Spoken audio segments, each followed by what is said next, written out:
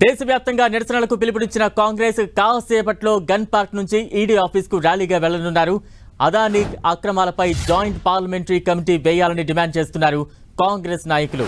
ఈ ధర్నాలో సీఎం రేవంత్ రెడ్డి పాల్గొనున్నారు.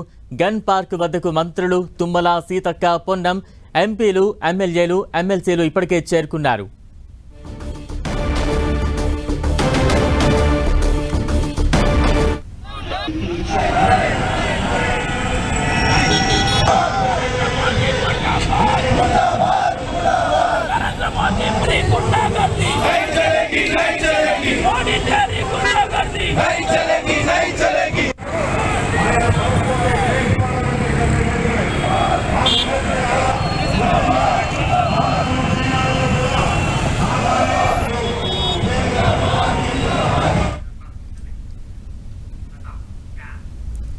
ఇక కాంగ్రెస్ నేతల నిరసన ర్యాలీకి సంబంధించి మా తాజా అప్డేట్స్ అందించేందుకు మా ప్రతినిధి ప్రతాప్ సిద్ధంగా ఉన్నారు. ప్రతాప్.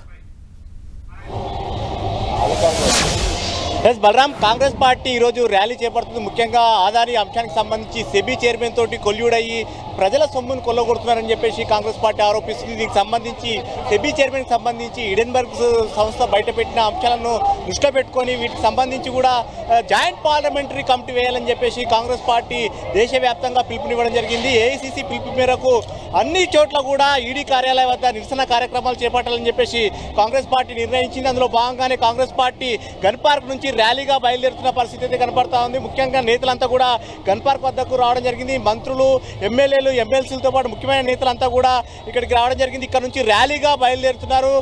ఈడీ కార్యాలయం దగ్గరికి వెళ్ళిన తర్వాత అక్కడ సీఎం రేవంత్ రెడ్డి కూడా పార్టిసిపేట్ చేయబోతున్నారు. సీఎం రేవంత్ రెడ్డితో పాటు ముఖ్యమైన నేతలంతా కూడా దీనికి సంబంధించి ఖచ్చితంగా జాయింట్ పార్లమెంటరీ కమిటీ వేయాలి, జేపీసీ వేసి దీనికి సంబంధించి ఆదాని వ్యవహారానికి సంబంధించితో పాటు సెబీ చైర్మన్ కూడా రాజీనామా చేయాలంటూ కూడా ఆరోపణలు చేస్తున్నారు. ముఖ్యంగా సెబీ చైర్మన్ కు ఆదాని కంపెనీలో షేర్లు కలిగి ఉండడం వల్ల దానికి సంబంధించి అవకతవకలకు పాల్పడుతున్నారంటూ కూడా చెప్తున్నారు. దీనికి సంబంధించి మెదక్ నుంచి కాంగ్రెస్ పార్టీ తరఫున నుంచి పోటీ చేసిన నీలమ్మతో కూడా మనం మాట్లాడదాం.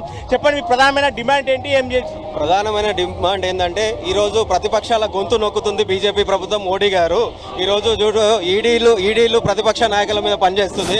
అదే ఈడీలు మరి ఆదాని మీద ఎందుకు పనిచేస్తలేదు? ఆదాని గ్రూప్ ఎంత సంపదను దోచుకుంటుంది, ఎన్ని అక్రమాలు చేస్తుందనే చూడు. సో మొత్తం మీద నేతలంతా కూడా ర్యాలీగా బయలుదేరుతున్నారు. ఎంపీలు, ఎమ్మెల్యేలతో పాటు మంత్రులు కూడా పార్టిసిపేట్ చేస్తున్నారు. నేతలంతా కూడా ఈ అంశానికి సంబంధించి ర్యాలీగా బయలుదేరుతున్నారు. ఆదానికి సంబంధించి ఆదాని విషయానికి సంబంధించి జేపీసీ వేయాలని చెప్పి డిమాండ్ చేస్తున్నారు. ఈ జేపీసీ ఖచ్చితంగా ఎమ్మెల్యే ప్రధానమైన డిమాండ్ ఈరోజు భారతదేశంలో మోడీ అనే ఒక కేడి ఈడీని అడ్డు పెట్టుకొని దేశం ఇప్పుడు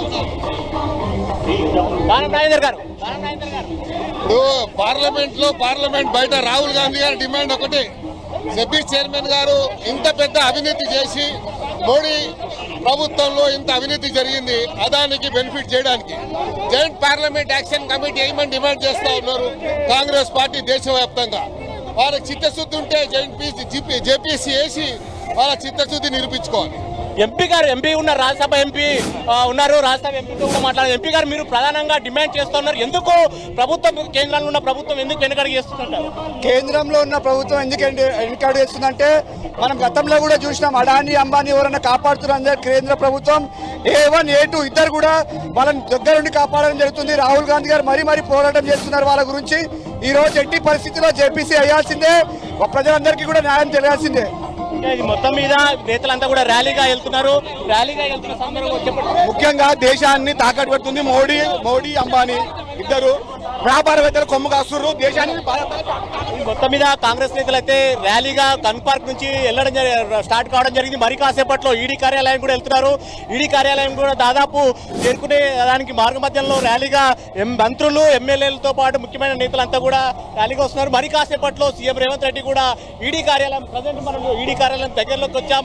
ఈడీ కార్యాలయం వద్ద కాంగ్రెస్ నేతలంతా కూడా నిరసన కార్యక్రమం చేద్దాం అనుకుంటున్నారు.